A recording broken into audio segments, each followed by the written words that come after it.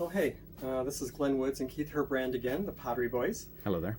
Coming to you from Blue Island, and I just did a demonstration showing you how I glue these two pieces together. But before that, I have to grind this surface and this surface, make it perfectly flat so that there's no, I don't see any air showing there, but I just want to make sure it's as nice and tight as possible.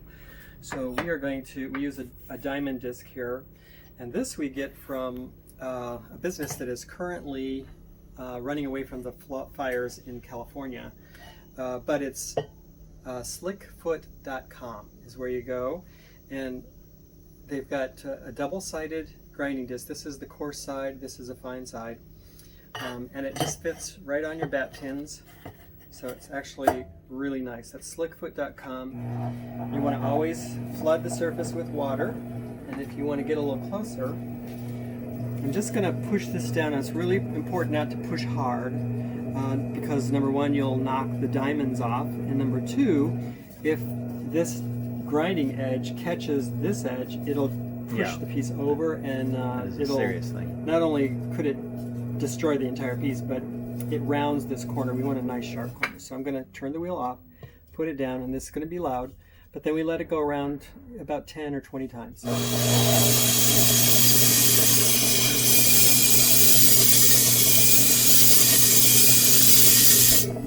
Okay, so I'll take this over to the gluing station and I'll wipe all the powder off that's here. You can see, let's see here.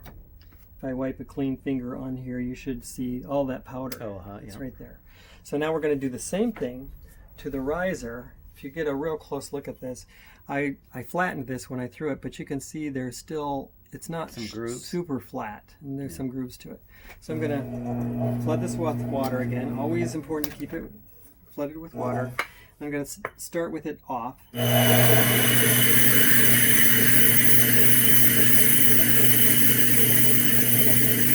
I'm not pushing down real hard. I just want to make sure I get a nice flat surface here. Same thing. This is just full of powder, so I have to take a sponge and clean both surfaces before I put the glue on there. Otherwise, the two pieces will just fall apart. So that is that's the first step, is sanding the surfaces, getting any kind of imperfections off the surface. And as I was turning this, I noticed there's a little dimple here that I want to try to sand down. But you want to, for crystalline glazes, you want to make sure there's no texture on the surface so that the crystalline glaze doesn't over-nucleate. That's what I feel happens. So that's that. We've sponged the surface, we've ground this, now we're going to sponge this, and we're going to go over to the gluing station. Okay, very good.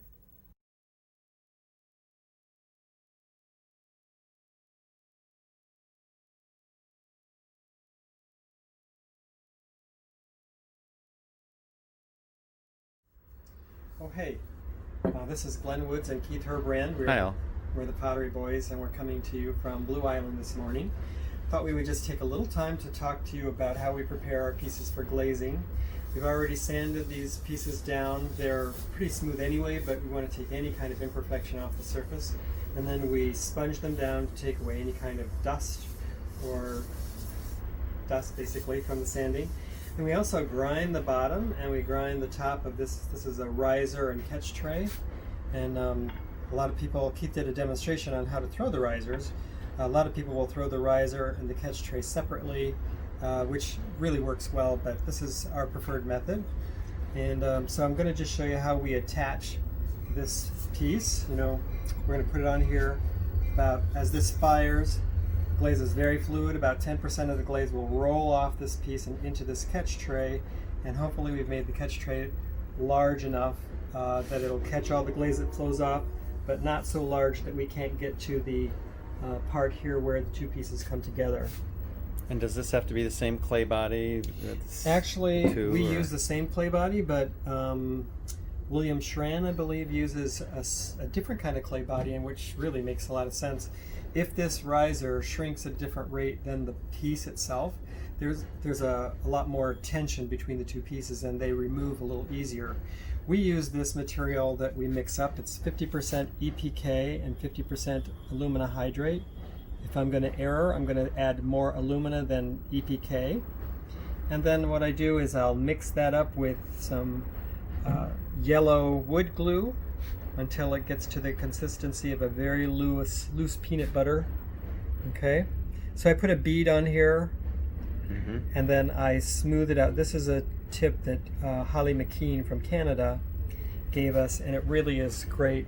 There's always going to be some glue that oozes out, but if you can smooth this out, it just makes for a better seam. So now what I'm going to do is, as I'm putting this down, I want to get this as close to center as possible. So I look for the outside line on both sides, and because I'm on this side, I look for the edge closest to me. And if I can line those three up, it usually is a pretty good match. So now I turn the wheel and I just try to balance it out. The trick with this is if the riser is a little bit too wide, wider than the base itself, the glaze will flow down, it hits that little ledge, and then it flows under the piece. So if you're going to err on any side, you want the riser to be just slightly smaller than the diameter of the foot. So then we have these really great sponges on a stick. They just went out of business, so if anybody knows where to get these, if you could let us know, that'd be great.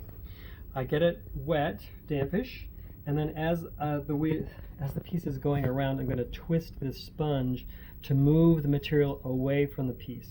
If I let it touch the piece, then it could disturb the glaze. So, as I'm twisting it, I'm pulling it towards me, so it's always a clean sponge up against the piece. I'm going to rinse this out. So the glaze just flows down and over the seam. Right, so I'm not trying to remove this material from the seam. I want that material to remain in the seam. Yeah, you can see this stuff. If I push too hard with the sponge, it'll actually erode that out of there, and then the glaze will flow in between there. What I'm trying to do is remove the glaze from the riser and from the pot. So same thing, as it's going around, I'm twisting this little sponge, and so that's pretty clean. So that is it. This is now ready to set aside, and we let it dry for about an hour or so that there's a really good connection between the riser and the piece. So as I'm moving it around for glazing, it doesn't fall off. Just kind of backing up a little bit, I mentioned that I grind the bottom of the pot and the top of the riser.